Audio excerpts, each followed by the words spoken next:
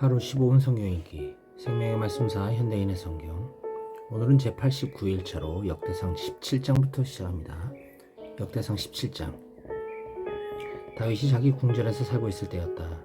어느 날 그는 예언자 나단에게 보시오, 나는 백향목 궁전에 살고 있는데 여호와의 법궤는 천막 속에 있소 하였다. 그러자 나단은 하나님이 왕과 함께 계시니 왕의 마음이 좋을 대로 하십시오 하고 대답하였다. 그러나 그날 밤 하나님께서 나단에게 말씀하셨다. 너는 가서 내 종 다윗에게 이렇게 전하여라. 너는 내 성전을 지을 자가 아니다. 나는 이스라엘 백성을 이집트에서 인도해낸 날부터 지금까지 성전에 있어 본 적이 없고 언제나 천막에 살면서 이리저리 옮겨 다녔다.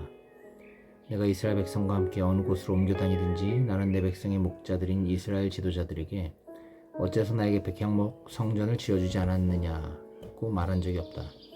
그러므로 너는 내 종 다윗에게 전능한 나 여호와가 이렇게 말한다고 일러주어라.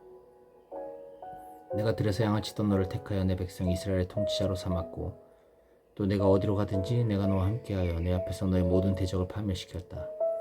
앞으로 나는 내 이름을 세계에서 가장 유명한 사람의 이름처럼 높여주겠다. 내가 내 백성 이스라엘을 위해 정착지를 마련해 주었으므로 그들이 다시는 옮겨다니지 않아도 될 것이다. 사사들이 나라를 다스리던 시대부터 그들은 악한 민족들의 침략으로 많은 괴로움을 받아왔으나 다시는 그런 일이 없을 것이다. 너는 전쟁이 없는 태평세월을 누리고 내 자손들은 계속 이스라엘을 다스릴 것이다.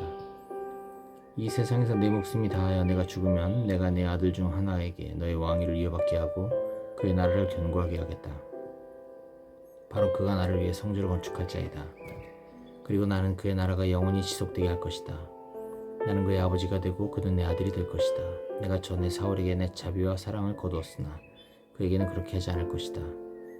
내가 그에게 내 백성과 내 나라를 맡길 것이니 그의 왕조가 영구히 지속될 것이다. 그래서 나단은 다윗에게 가서 여호와의 모든 말씀을 그대로 전해주었다. 그러자 다윗은 성막에 들어가서 여호와 앞에 앉아 이렇게 기도하였다.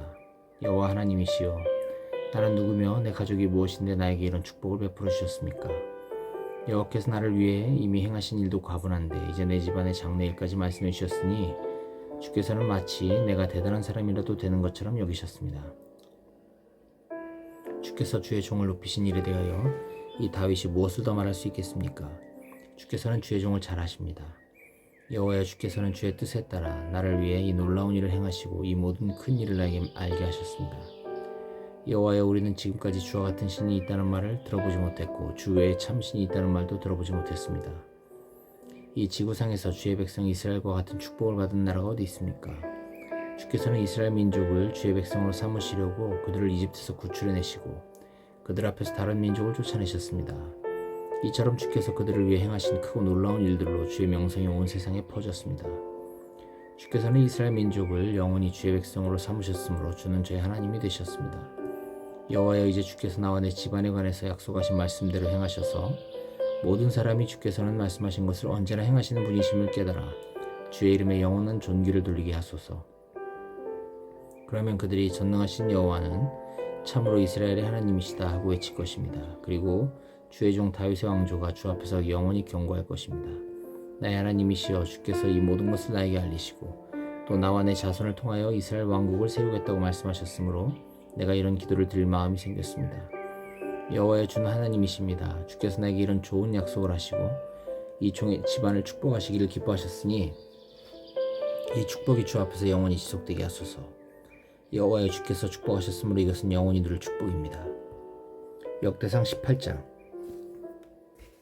그 후에 다윗은 블레셋 사람을 쳐서 북종시키고 가드와 그 주변 일대 부락들을 빼앗았으며 또 모압을 정복하고 매년 조공을 바치도록 하였다. 그런 다음 다윗은 하맛 부근에 있는 소바의 하다데셀 왕을 공격하였다. 이것은 하다데셀이 유프라테스강 상류 일대를 다시 장악하려고 했기 때문이었다. 그 전투에서 다윗은 전차 1000대를 빼앗고 마병 7000명과 보병 20000명을 생포했으며 전차 100대의 말을 제외한 나머지 말들은 모조리 발의 힘줄을 끊어버렸다. 그는 또 하다데셀을 도우러 온 다마스커스의 시리아군 22,000명을 죽이고 다마스커스에 주둔군을 두었다. 그때부터 시리아 사람은 다윗의 종이 되어 그에게 조공을 바쳤다.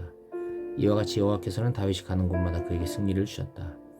다윗은 하다데셀 왕이 신하들이 사용하던 금방패를 빼앗아 예루살렘으로 가져왔고 또 하다데셀이 통치하던 성인 디봇과 군에서 아주 많은 양의 놋도 빼앗아왔다. 후에 솔로몬 왕은 그 놋을 녹여 그것으로 성전의 물탱크와 기둥과 여러 가지 놋그릇을 만들었다. 하맛 왕 도우는 다윗이 하다데셀과의 전투에서 승리했다는 말을 듣고 그를 축하하기 위해 자기 아들 하도람을 보냈다. 이것은 하다데셀과 도우가 서로 적대관계에 있었기 때문이었다. 그는 다윗에게 금과 은과 놋으로 만든 여러 가지 물건을 선물로 보냈다. 다윗 왕은 에돔, 모압, 암몬, 아말렉, 블레셋 사람에게서 빼앗은 금은과 함께 이 선물들도 여호와께 바쳤다.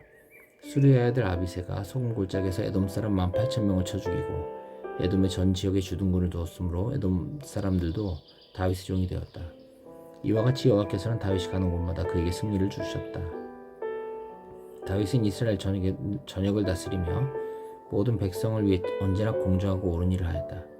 당시 그의 군대 총사령관은 수리아의 아들 요압이었고 그의 역사관은 아힐롯의 아들 여호사밧이었으며 제사장은 아이두베의 아들 사독과 아비아달의 아들 아히멜렉이었다. 그리고 궁중서기관은 사오사였으며 그의 경호대장은 여호야다의 아들 브나야였고 궁중자문관은 그의 아들들이었다.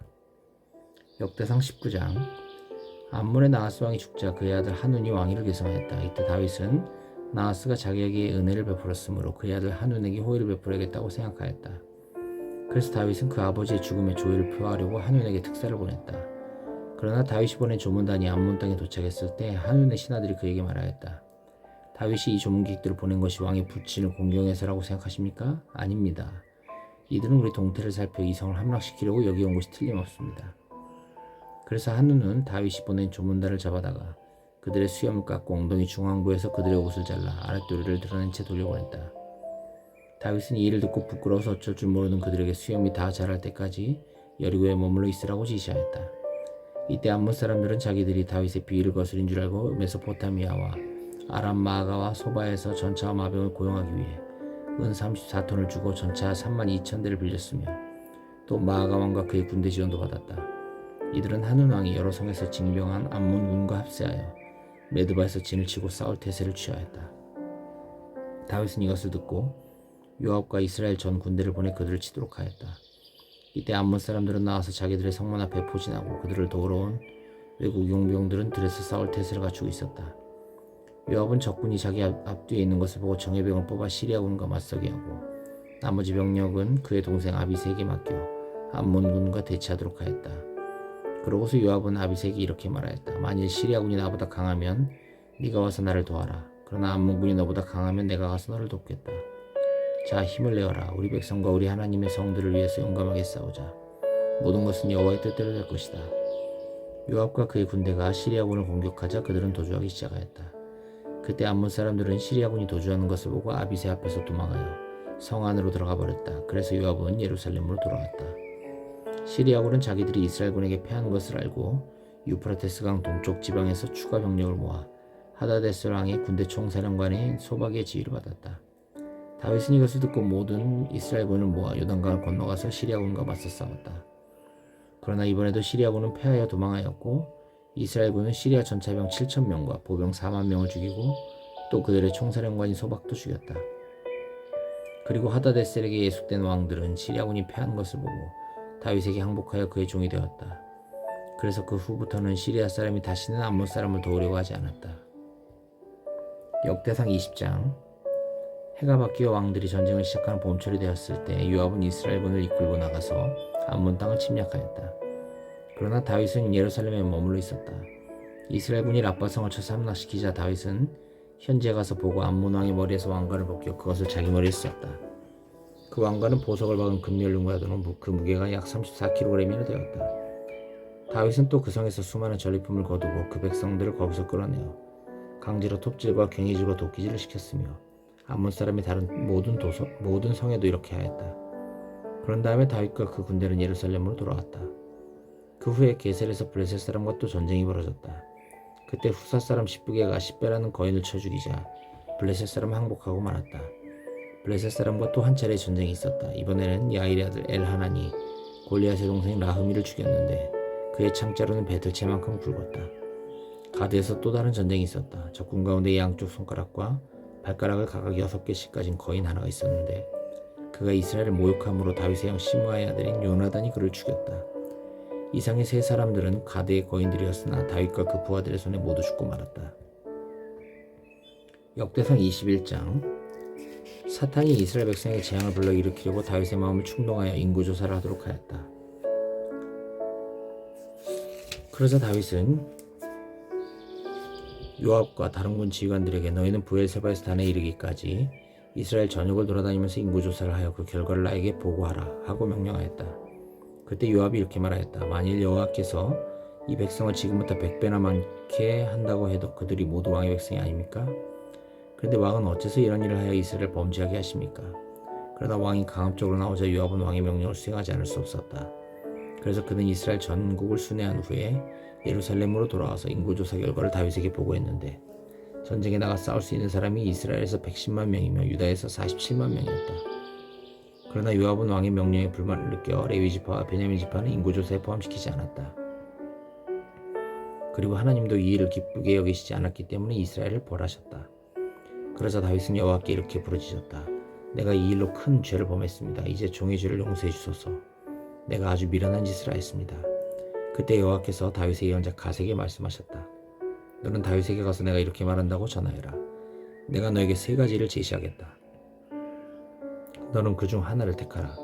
그러면 내가 그것을 실행하겠다. 그래서 갓은 다윗에게 가서 여호와의 말씀을 전하고 그에게 물었다.